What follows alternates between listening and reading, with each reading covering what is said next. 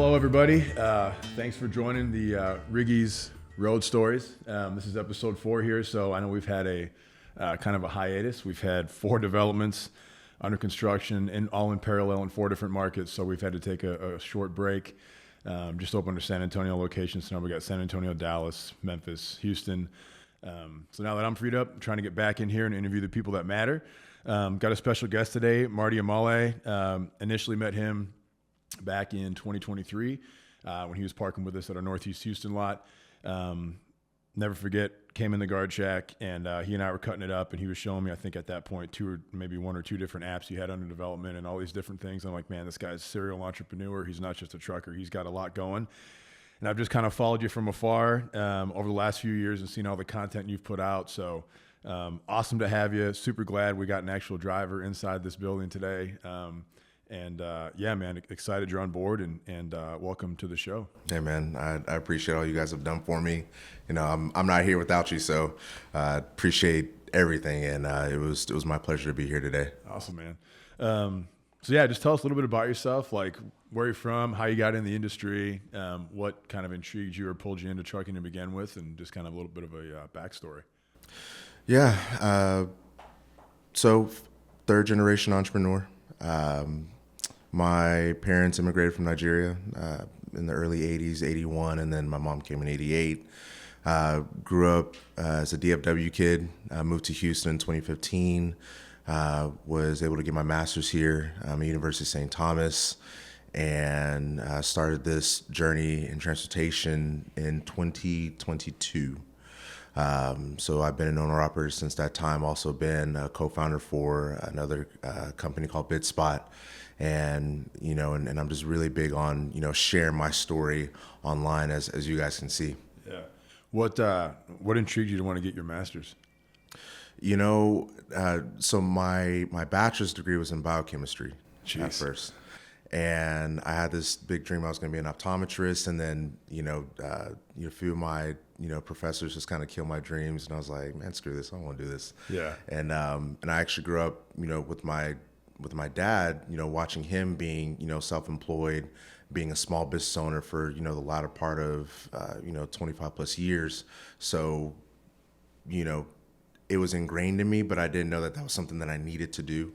And, I just took that leap at that time and said, all right, if I'm going to do it, I want to do it on my terms. That's cool. So from biology to your master's to transportation, quite a path. It actually makes sense in a weird way. Yeah.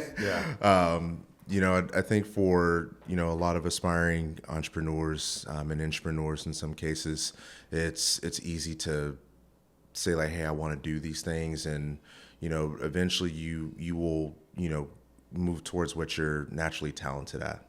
And, just being able to go on this journey was something that it just felt right. It's been hard, but it's definitely felt right. What intrigued you to want to get into biology? Let's dive into that a little bit. That's super interesting. I mean, I had no desire to go to graduate school. I barely finished college. But we'll leave it at that. We'll leave that for another show. But can we curse a little bit on that? Yeah, sure. Yeah. Man, English and like writing just kicked my ass, man. Like science was really easy to me. Math was very easy.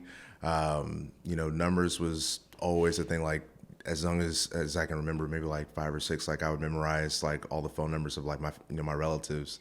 In the event that I was ever kidnapped, like I wanted to know. So, understanding the sciences, understanding math qualitatively and quantitatively, that was always easy for me. So it was kind of that type of decision. That's awesome. You said your dad was an entrepreneur as well, right? He is. He's probably the first millionaire that I've seen in my that I had like direct access to. I didn't know it, but yeah. I mean the guy, he's just like he's a grinder, man. He grinds, and that's kind of been my mantra. Since I've been an entrepreneur, like just grind it out, do the work. Don't worry about the flash and the fanfare. The scoreboard is what counts. I love that. That was kind of going to be my next question. Do you feel like just your upbringing and seeing your dad hustle, like kind of motivated you in a sense to do what you're doing today? Like, did that help motivate you in seeing just the way he carried himself and went about the scoreboard, if you will? Yeah, I think for a lot of young men, and especially the guys and girls who are in transportation, we'll say supply chain, just kind of broaden it for a moment. You got to have examples to want to look forward to doing something, right?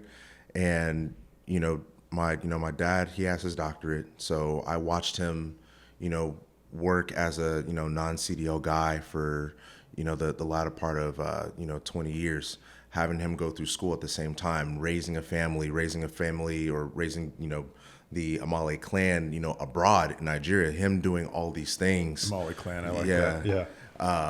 It was one of those deals where it was easy to kind of see, okay, if he can do that, well, I can likely do 10 times more, but we understand that we're in different conditions today, right? He didn't, I don't have the same circumstances that he had. I just got married the other day, and he was married for almost 10 years up to this point, right? So, those are things that I keep in mind.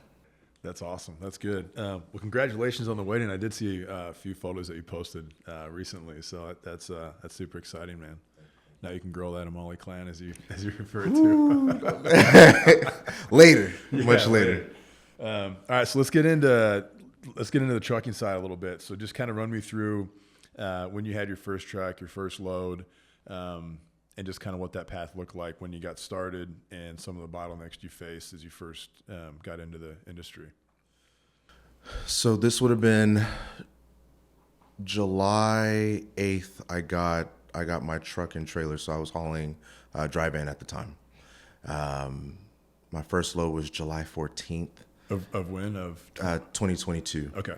So that was my first load. I remember it was a Niagara load, actually, and it was at 11:30 at night. Super excited. I was like, it's my first load. It's known to Rob. And like that night, I got sleepy and I ran into a tree. So, welcome to the industry. Like at 12 o'clock at night. So I get there. I get to the site and. Sorry, was this in Houston? This is in Houston. Okay. This is in Houston, and when I pulled into the yard, I was trying to go blindside. Okay. You don't do that on your first, like you were Especially always at night. At night you were taught to always backing from from your driver's side. Yeah. So I thought I was like I was hot shit. Yeah. And I got this. and I get I'm turning, I'm like, oh shit, I'm stuck, because the slot that I was supposed to be in was right by the gate, but there were 4 trucks behind me. And they were just honking at me. I mean, every slur in the world, like you could think of, they were saying it to me that night. And like I just had a panic attack. I was like, I don't know what to do. And one of the managers, she had her CDL and she had been driving for like 10 years up to that point. She helped me back in. Show me back in, show me slide my tandems, all that stuff. Like I didn't know what the hell I was doing that night. And and all this happened between 12 midnight and 3 o'clock in the morning. I had no business being up at that time, but that's all I knew. I had to start making money. Yeah, that's funny you say blindside, sight side. So when we've kind of first started the whole Riggy's thesis, it was, I guess, May of 2020. But during my kind of due diligence process, I started calling on lots, and I figured if there's anybody out there, and I was looking nationwide too, if they have 5 or more, that was kind of my litmus test of like, all right, they got a business, they're trying to scale. So I'd call them. One of the questions I would ask, or one of the boxes I was trying to check, is I'd say, hey, I got a car hauler. I'm obviously not a car hauler. I've never actually driven a truck, but grew up in the industry and all that. But I'd call and I'd say, hey, you got any side spots? And they're like, what's the difference? And I'm like, whoa. There is a difference between sight side and blind side. I call another one, what's that? I'm like, why? You got 6 locations and you still haven't arrived at like what the truckers actually want and what they look for and how to tailor a lot and design to them. So that's that sight side, blind side story. That's a good one. So what were you hauling? That was your first load? Water. So Water, 40, okay. It was like 42,000 pounds. I mean, standard load. I was going from Houston to San Antonio, I believe. Okay. So that was my first load. And, I probably say like the first 3 months, like I was in a perpetual state of panic because am I going to hit something else? Like, am I going to mess this up? Like, okay, like if I can't get into this spot, like, what do I need to do? I mean, it was just constant panic. And, my journey was a little unique in that I didn't work for a company. Everything that I've done day one has been as an independent contractor. It's been figuring it out, and being, humble enough to ask questions and to say, hey, you know what? I don't know what I don't know. Can you guys help me? And, that was kind of like my calling call, like that first year. Like, do not be ashamed of asking for help, because if you don't ask for help, there's a good chance you're gonna cause harm, either to your truck or trailer or to somebody else, and you don't want to do that. Yeah, that's true. That's good wisdom there. So how did you go about getting your next loads? Like, were you using a load board, or like, and any pain points with that, or like kind of walk us through what that process looked like as you kind of scaled your business and just tried to book more and more loads? Obviously you weren't hitting trees every time, but but like how did that look? So day one, it's been a combination of, at the time I was using C.H. Robinson, Uber Freight. Actually, I think those are the main two that I was using that whole time. And my strategy was kind of in line with BidSpot, because at the time we were doing box trucks before I actually got into the truck, and that stint with box trucks was maybe 2 weeks. So imagine we infused $20,000 of capital, of operating costs, operating capital, excuse me, and within 11 days we were negative $8,000 because we rented the equipment. We didn't know what loads to look for. We didn't have an understanding of, building continuity with your cash flow, right? And when we got into the CDL, we said, okay, hey, we should have done this first. And we then started, gaining traction. Well, with Uber Freight and C.H. Robinson at the time, we were really big, my partner Michael and I, on relationships. We understood early on, we don't make money if we don't have people that we can talk to and that we can get access to all the time. And, just from, kind of maintaining that standard, I didn't have any issues in terms of, getting work. It was just a matter of, okay, what's the flow? Because when you're doing OTR, you're going to be out 2-3 weeks at a time. And in order for you to, start phasing out of that, is you need to figure out, okay, what commodities are things that people need and that they have to have it like all the time in proximity to where you're headquartered at. Yeah, just like, what do the consumer goods look like, and what are people burning through? So I guess fast forward, so that was July, kind of that first year, July 2022 into July of 23, roughly. Correct. So you and I met in April of 23. Yes. And as I was saying at the very beginning, you came to our lot in Northeast Houston, booked a spot. And I don't know if it was the company that, what's it called? IntelliShip is my trucking company. Yeah.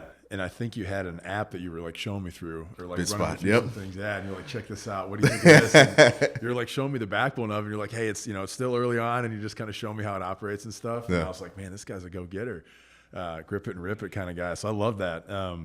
So we met then, and again, I just kind of followed you like throughout, the last year and a half, 2 years, and just seeing like you kind of grow as like a driver, an entrepreneur, and just creating all this content. So like, at what point did you, did you realize like there's other ancillary services or businesses that you can start that would complement not only your own owner operation, but also like other drivers? Because I think as a whole, there's so many systems out there that are fairly archaic, and they could use so much improvement. So like, kind of walk me through what inspired you to want to solve solutions or bottlenecks that you were facing for yourself, and then eventually scale it in and offering it to other drivers. Of course. A great question, by the way. So let me see if I can approach in a layered way. Everything starts with the driver, right? So understanding, what do we need on the road to be successful? And at the end of the day, our asset is moving product. So everything that's tailored around that, I kept that in mind. And the only way to really understand that world is you got to be in it. You got to do the work. On a more bird's eye view, capital, capital, technology, media, and what's the last one? I guess we'll say just resources as a whole. Of those four, how can we create scale in transportation, right? Knowing what we know about the industry and knowing that it's an essentials based type of community. How do you solve problems tailored around those problems? So now let's talk about BidSpot. BidSpot was created out of the need for me as an owner operator to know what what my cash flow looks like and what my profitability looks like as I'm on the road. For those who are owner operators, for those who are drivers who are responsible for their money that comes in, they have to know these things, and they can't be on a guessing game. You'd be surprised to hear how many truckers will give you a roundabout of what they make, but can they confidently tell you how they got there? Depends on who you're talking to and how long they've been doing it, but for the most part, if you're young in the game, you don't know. Yeah. You just hear someone saying, "Hey, I made 10,000, 20,000." Think it's like this is a grand number, when really, I read a stat that the average is 3% profitability for owner operators year over year. So that means if you're making $250,000, you're only keeping 3% of that. Yeah. And I know that to be true. Plus or minus, a few percentage points, we're always on the road. If we were really doing well, if we were really succeeding at the level that, a lot of these, juggernauts are, why are we the ones having to, find work constantly? We'd be at home. We'd have somebody else driving. But going back to the idea of BidSpot, we wanted to give the owner operator the ability to, understand their costs, but to do it in a way that's not stuffy, right? So if I know that I'm traveling from Houston to Tampa, Florida, and and I'm based in Houston, I already know I need to make $1,700 on that load, just based on fuel, based on what I would pay myself, what I would have to pay in terms of insurance, ancillary costs, things like that. But I can quickly do it. And that was really the cheat code when we were working in the spot market.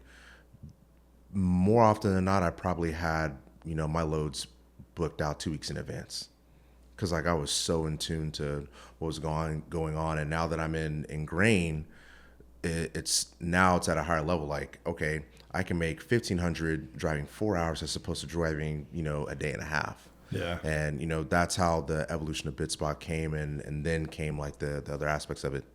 Awesome. Have you had some pretty good feedback from BidSpot as far as like other users getting on there and all that? I mean, what's the acceptance been like within the owner op side? We've had positive reviews, overall with the product.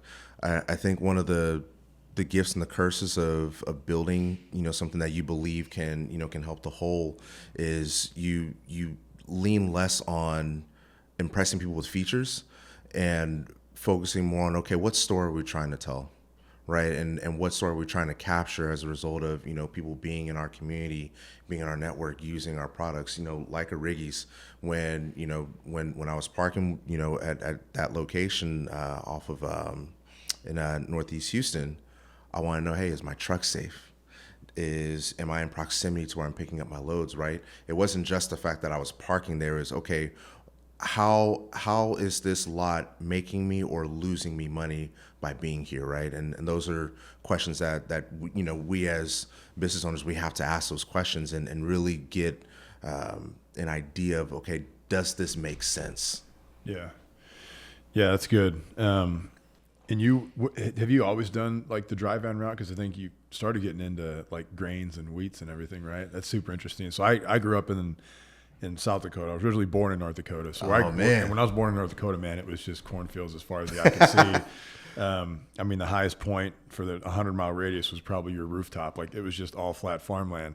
So I'm used to seeing trucks come in and getting loaded with grain and wheat and all that when I was a kid. Yeah.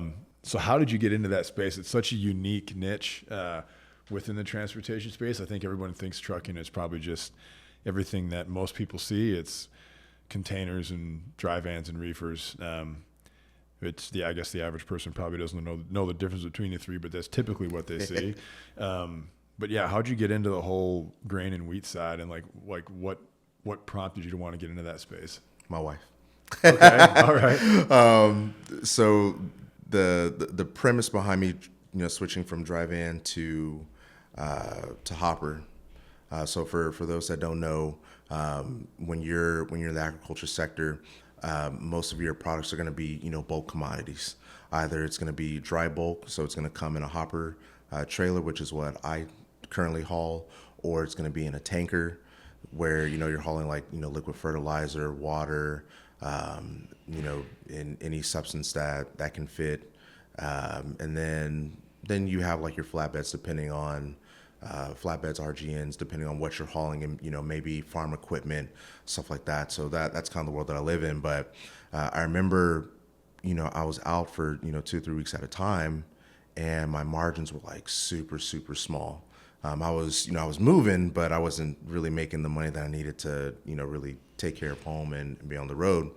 That as an aside, I realized, I'm away from my wife too much, man. I'm away from family.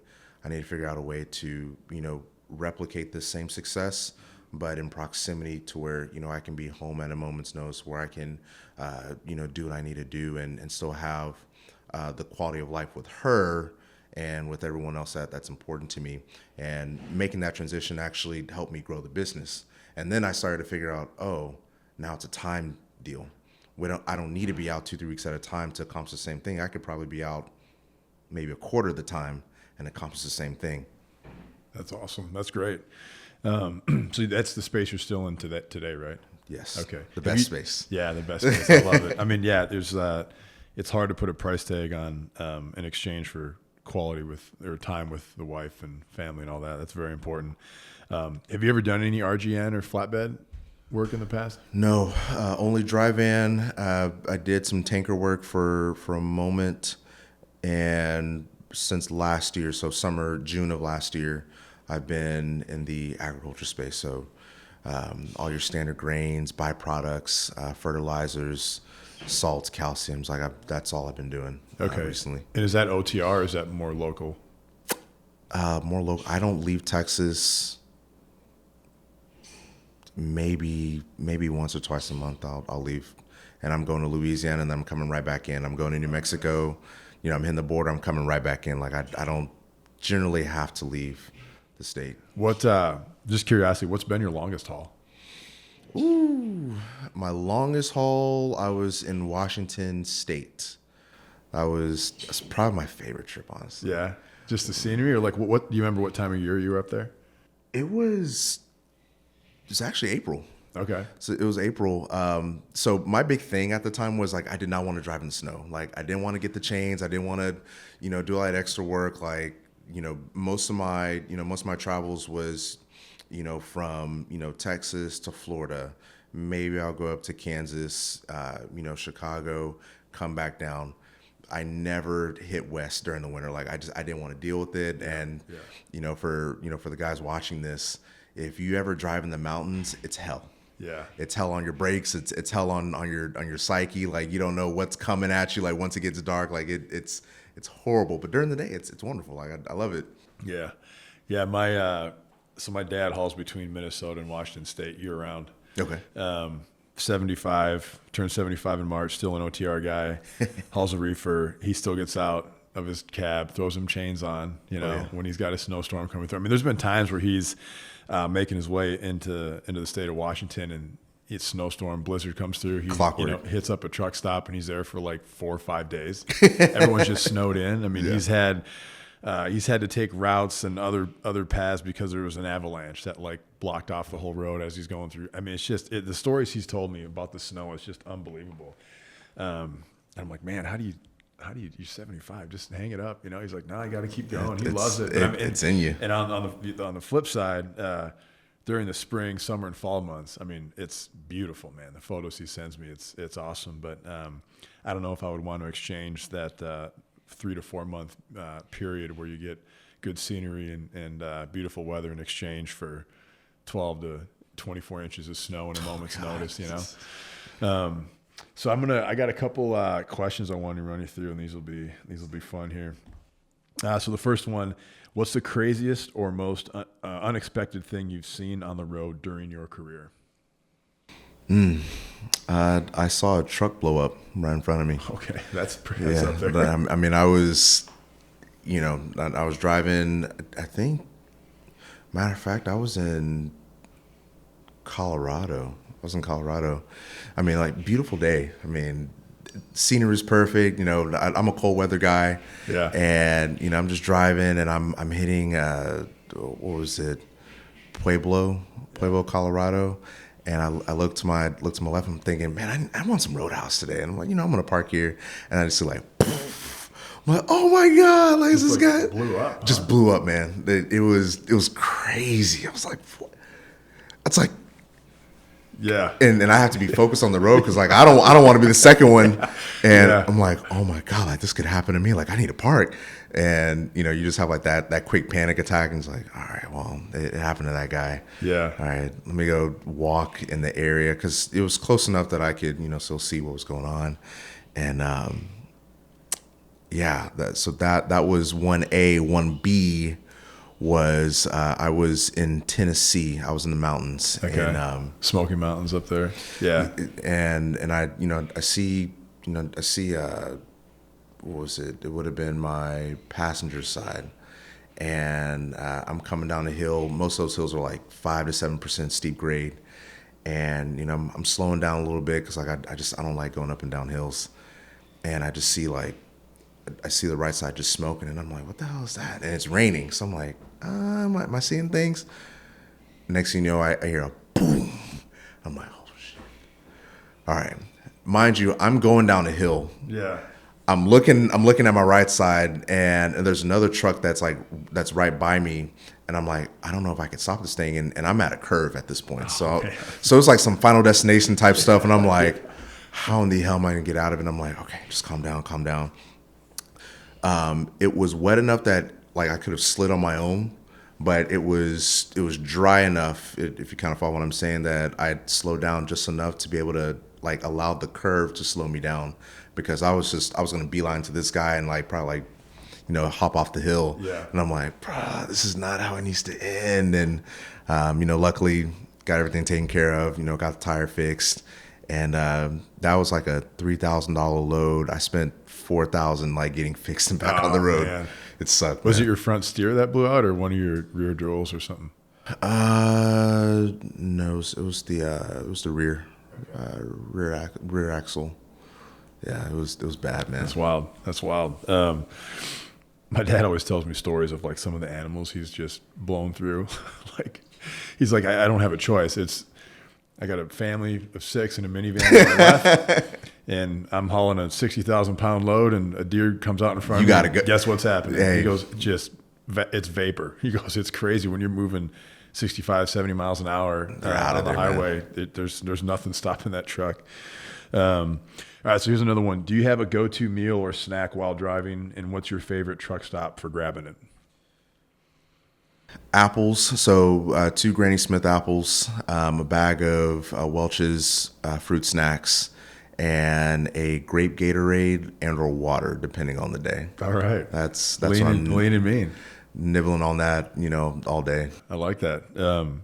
I was actually reading a study about this question makes me think of this. I can't remember where I saw it, but there's a strong correlation between just the health crisis within trucking and, like, obesity, and how it's tied to when the ELD mandate passed, because truckers can no longer stop and enjoy.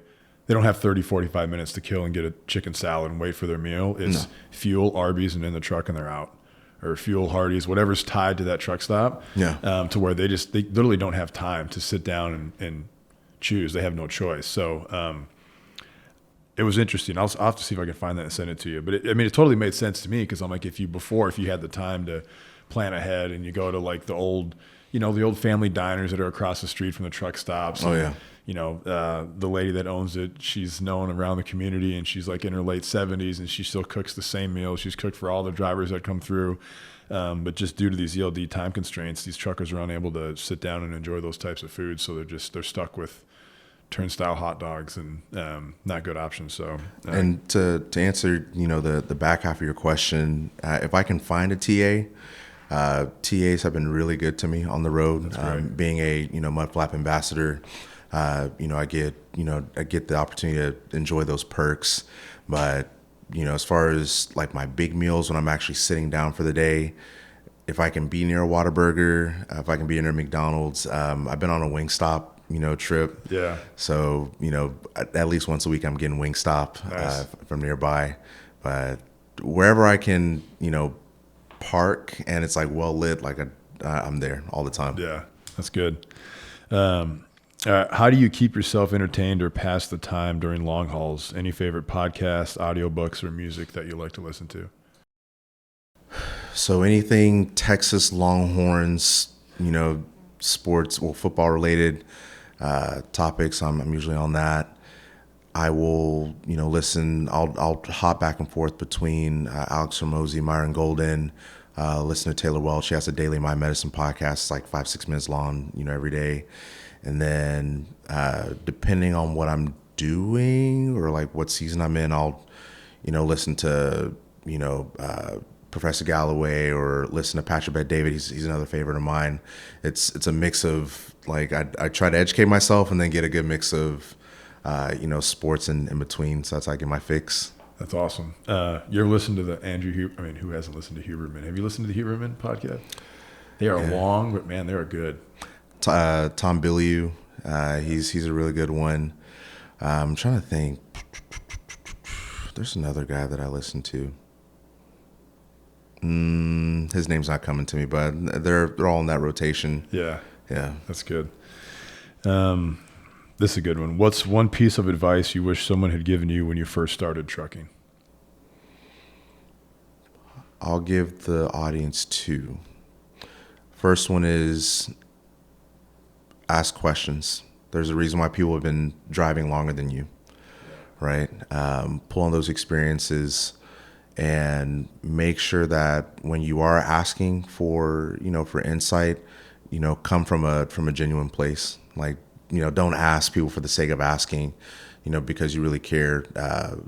And, being in the agriculture sector, like I ask all the time because there's a lot of revenue in the questions and the people that you meet on the road, right? You don't have to keep doing the same thing. Like one conversation could, take you from, that 100K mark to $500,000. It may take you from $500,000 to, 5, but you got to keep talking to people.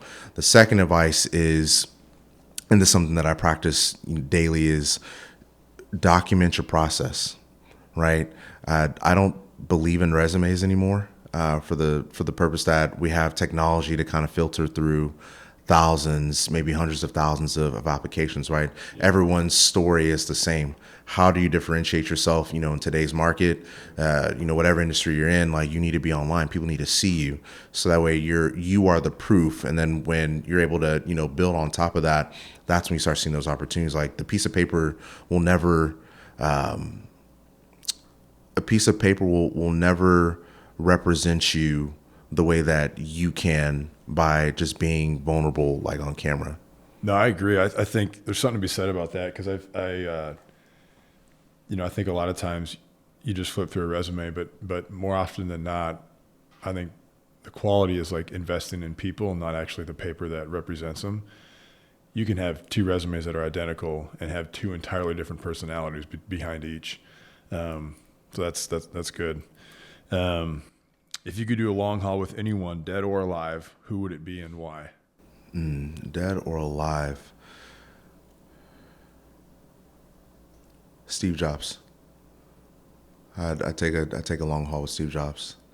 I think what's misunderstood, or rather what's not widely known about Steve Jobs outside of like the business circles, is he was an engineer by trade. He was damn good at marketing. That's how, Apple got to be where it is today, right? Even, with him long gone, God rest his soul, Apple's $1 trillion, a $1 trillion product, $1 trillion company. How did that happen?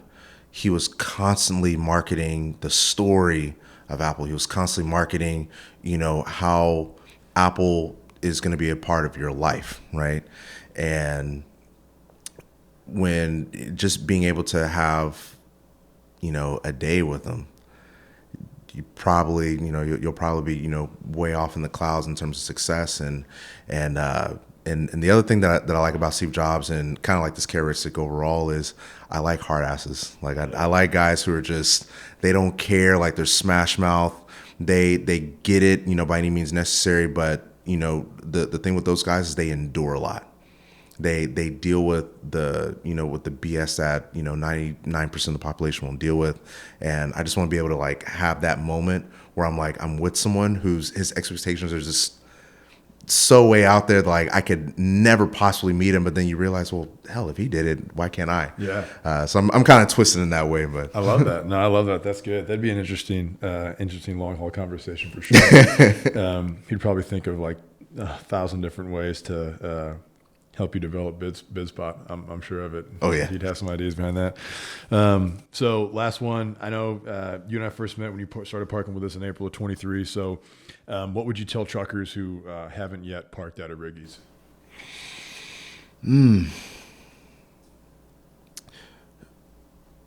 Keep the property clean.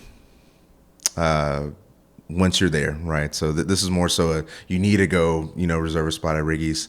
I would say Riggy's is really good about taking care of like the people, really good about, making it a safe place and making sure that, you uphold a standard when you're at a Riggy's, right?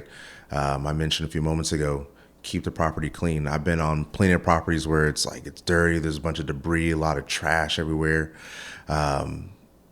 I just think that Riggy's is that platform, that brand that can really, stand alone or stand with a lot of companies. So for owner ops, like you want to associate yourself with that. That's awesome. That's great, man. Well, this has been good. Definitely won't be the last. We got to create more content together as much as you're pumping stuff out. So give yourself a quick plug. How can people hear more about you, like where you're located, social, all that? Yeah, so I'm on all social media platforms, IG, Facebook, LinkedIn, TikTok, YouTube Shorts. You will likely see me on LinkedIn, so you can just look me up by my first and last name, Marty Emale. And if you're on IG, you can look me up at Marty, MARTY.EMALE. And for BidSpot, which is my baby as well, you can look it up, BIDSPOT, and the website is up, and you can download it on the. You can download it if you have an Apple iPhone. Also, we are going to be launching our web-based platform pretty soon. Nice. So those who are not of the Apple family, you will have the ability to do that. Be it at the user level or the enterprise level. Awesome, man. Great. Well, thanks, brother. I appreciate it. Thank you, man. We'll have to put some of your links down in our notes and on the video and give you a little shout out. So thank you all for listening. I promise to create more of these good interviews. So from Marty and myself, all you truckers out there, thanks for keeping America moving.